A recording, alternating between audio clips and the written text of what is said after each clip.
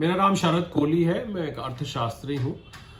Budget इस बार का जरूर ही फर्क होने वाला है। हमने वित्त मंत्री साहिबा से पहले ही सुना कि ये नेवर बिफोर बजट होगा। ऐसा बजट आज तक कभी नहीं आया, शायद ऐसा बजट पिछले 100 सालों में नहीं आया, और होना भी चाहिए क्योंकि देश ने, दुनिया ने ऐसे हालात देखे जो कि शायद पिछले 100 साल से भी ज्यादा में नहीं देखे होंगे। तो ऐसे में बजट क्यों ना ऐसा हो जो कि 100 साल में ना देखा गया हो। पूरे का पूरा हमने विश्व देखा कि वो रिसेशन में चला गया। $16 ट्रिलियन का विश्व भर में ऐसा अनुमान लगाया जा रहा है कि वर्ल्ड जीडीपी को नुकसान हुआ। भारतीय जीडीपी हमने देखा कि पिछले 2 क्वार्टर से लगातार कॉन्ट्रैक्ट कर रही है। टेक्निकली हमारा देश मूल रूप से देखें तो रिसेशन में चला गया है, और मुझे लग रहा है बजट के ऊपर बहुत दारोमदार होगा इस गिरती हुई अर्थव्यवस्था को वापस पटरी में लाने को। तो नॉर्मली जब हम बजट देखते हैं तो हम देखते हैं कि बजट विकास की बातें करता है, बजट लोगों की आमदनी बढ़ाने की बातें करता है, बजट टैक्सेस की बातें करता है, बजट आगे का रोड मैप देता है। तो ये सब चीजें तो ये बजट देगा ही देगा। इसके अलावा इस बजट के ऊपर, जैसा मैंने कहा, एक जिम्मेदारी होगी कि वो देश को इस कठिन आर्थिक परिस्थिति से बाहर निकाले, और देश की जो विकास की रफ्तार है, भारत की अर्थव्यवस्था इस कोरोना से पहले, कुछ समय पहले तक सबसे तेज बढ़ती हुई अर्थव्यवस्थाओं में से जानी जाती थी। मुझे लग रहा है कि सरकार का पूरी तरह से ये कोशिश रहेगी कि वापस देश को वो रफ्तार मिल सके और देश तेजी के साथ आगे बढ़ सके। तो इस बजट को अनप्रेसिडेंटेड, पहले कभी ना होने वाला कहा जा रहा है। मेरे ख्याल बिल्कुल ये सही बात है, और सरकार को बहुत से ऐसे कदम उठाने पड़ेंगे जो इस बजट को और बजट से अलग बनाए और देश को वापस तरक्की की पटरी पर चढ़ा दे। हेल्थ केयर के बारे में हम बता दें, अब कैसा रहेगा हेल्थ केयर आफ्टर पेंडेमिक जो होगा?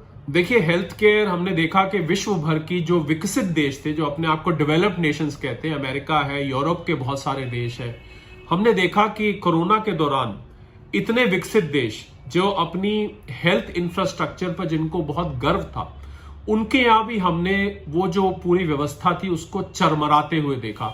हमने देखा कि लोगों को, अस्पतालों में बाहर पड़े हुए लोगों को जो मेडिकल सुविधाएं मिलनी चाहिए थी वो नहीं मिली, समय पर नहीं मिली। देशों के पास इंफ्रास्ट्रक्चर नहीं था। मुझे लग रहा है भारत भी उससे अछूता नहीं रहा, और भारत में तो पहले ही हेल्थ सेक्टर पे खर्च बहुत कम किया जाता है। तो मुझे लग रहा है इस बार का बजट 2 चीजों पे जरूर फोकस करेगा, बहुत सारी चीजों के अलावा। एक इंफ्रास्ट्रक्चर पर, और दूसरा हेल्थ केयर।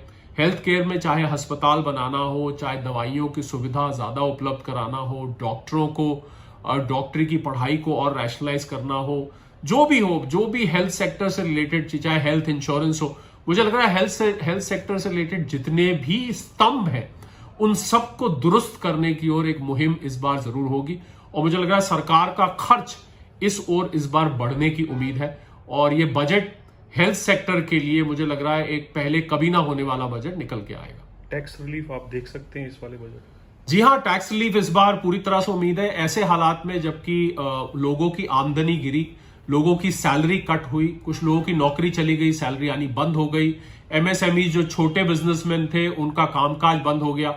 तो ऐसे में मुझे लग रहा है लोग टैक्स रिलीफ की अवश्य राहत की उम्मीद कर रहे हैं, और ऐसा सुनने में भी आ रहा है। अभी हाल में 1-2 दिन पहले ऐसा सुनने में आया कि 50,000 से 80,000 तक कुल मिला के एक इंडिविजुअल के हाथ में रिलीफ दिया जा सकता है। यह रिलीफ कई प्रकार से हो सकता है।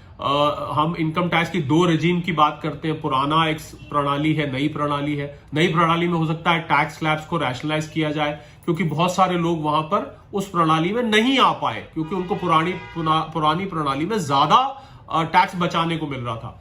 तो मुझे लग रहा है उसमें चेंजेस हो सकते हैं। पुरानी प्रणाली में एटीसी, जिसका बार बार जिक्र किया जा रहा है, जो पिछले 7 साल से 1.5 लाख पे खड़ा हुआ है, उसको बढ़ाने की बात करी जा सकती है। एटीडी मेडिक्लेम का जो खर्चा है, मुझे लग रहा है उसमें भी वो, अब क्योंकि लोगों ने बहुत खर्च किया कोरोना के दौरान हॉस्पिटलाइजेशन पे, चेकअप पे, वहां रिलीफ।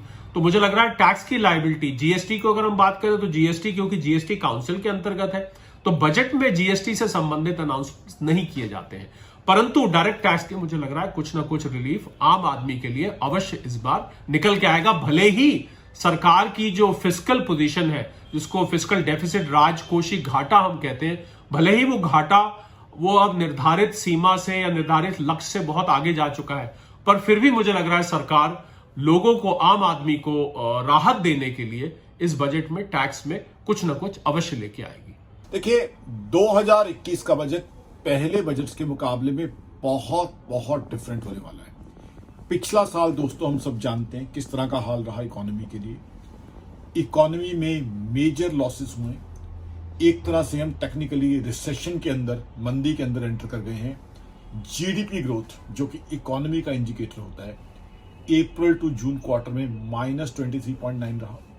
उसके बाद जुलाई टू सितंबर क्वार्टर में -7.5% रहा। पूरे साल की जीडीपी ग्रोथ -7 या 8% होने की उम्मीद है। यानी कि देश की इकोनॉमी का हाल खराब रहा है। देश की बैलेंस शीट हो, आम आदमी की बैलेंस शीट, दोनों का हाल खराब रहा है। तो इस बार सरकार के पिटारे में बहुत ज्यादा कुछ नहीं होगा लोगों में बांटने के लिए। तो इस साल का बजट जो है फाइनेंस मिनिस्टर साहिबा के लिए एक बहुत टफ बजट होगा जिस तरह की हालत है, बिकॉज फिस्कल डेफिसिट यानी सरकारी घाटा बहुत ज्यादा होने की उम्मीद है। तो ये बताइए 2021 का जो बजट है, जो इम्पैक्ट कोविड का है अभी, कैसा रहेगा वो? देखिए, कोविड का इम्पैक्ट तो बजट के ऊपर, कोविड की छाप बजट के ऊपर साफ साफ दिखाई देगी। जैसे मैंने बताया, डेफिसिट बहुत ज्यादा होगा। अब डेफिसिट बहुत ज्यादा होगा तो इसका मतलब क्या है कि बहुत ज्यादा मिठाइयां या लड्डू पेड़े फाइनेंस मिनिस्टर साहिबा की झोली में नहीं होंगे लोगों को देने के लिए। लोगों की एक्सपेक्टेशन बहुत ज्यादा है। पिछला साल चाहे कोई सैलरीड क्लास था या कोई बिजनेसमैन था, उनके लिए दिक्कत भरा रहा है। बिजनेसेस बहुत से ब्रेक इवन पे रहे हैं, कुछ लॉसेस में भी रहे हैं। सैलरीड पर्सन में देखा जाए तो बहुत जगह जॉब कट्स हुए हैं, सैलरी रिडक्शन हुई है। तो सब लोगों को कुछ ना कुछ सौगातों की उम्मीद है, बट बहुत ज्यादा सौगातें सरकार के पास देने को नहीं होंगी। हो सकता है कि कुछ पैसे वाले या रईस लोगों से लेके गरीब भाई बहनों को या मिडिल क्लास को दिया जाए। तो मेरे हिसाब से एक उम्मीद है कि शायद वेल्थ टैक्स या अल्ट्रा रिच लोगों के लिए जो टॉप ब्रैकेट में हैं उनके लिए सेस लगाया जाए इस बार टैक्स पे, और इनकम टैक्स से कुछ कंसेशन रखे जाएं आम लोगों के लिए। ये हो सकता है। तो हेल्थ केयर पे कितना इम्पैक्ट? हेल्थ केयर के ऊपर काफी एलोकेशन होने की उम्मीद है। सबसे पहले तो मुझे लगता है हेल्थ इंश्योरेंस, जिसे आम भाषा में मेडिक्लेम कह देते हैं, उसके ऊपर जो एग्जम्पशन है वो 10 से 15 हजार बढ़ने की उम्मीद है। बिकॉज हेल्थ पे लोगों का काफी खर्चा हो रहा है और पेंडेमिक के ड्यूरिंग तो लोगों ने देखा है, कोई घर का व्यक्ति बीमार पड़ा तो 5 लाख 10 लाख तक लोगों का खर्चा हुआ है। तो ऐसे में हेल्थ इंश्योरेंस जो है उसकी कवरेज को बढ़ाने के लिए एक उम्मीद, एक पॉसिबिलिटी है कि वहां टैक्स कंसेशन बढ़ाए जाएंगी। उसके अलावा भी सरकार हेल्थ के ऊपर ज्यादा एलोकेशन रखेगी, ऐसी मुझे संभावना है। नए मेडिकल कॉलेज, नए हॉस्पिटल्स, नई मेडिकल रिसर्च के ऊपर ज्यादा पैसा खर्च होने का मुझे अनुमान है। तो बजट जो है, टैक्स रिलीफ होगा 2021 में कुछ? देखिए, जैसे मैंने कहा कि लोगों की कमाई कम हुई है, चाहे कोई सैलरीड था या बिजनेसमैन, तो जाहिर सी बात है कुछ ना कुछ टैक्स रिलीफ तो उम्मीद रखते ही है। टैक्स रिलीफ या टैक्स कंसेशन कुछ ना कुछ होंगे। अब वो क्या होंगे, मेरी एक्सपेक्टेशन ये है कि एक तो एटीसी, जिसके अंदर कई तरह की इन्वेस्टमेंट्स आ जाती हैं, एटीसी के अंदर 50 से 60 हजार रुपये का फर्दर जो है डिडक्शन की पॉसिबिलिटी या फर्दर जो है एक इंक्रीज की पॉसिबिलिटी लग रही है। ये सरकार हाउसिंग फॉर एवरीवन का नारा लेके चल रही है, सबको घर देना चाहती है।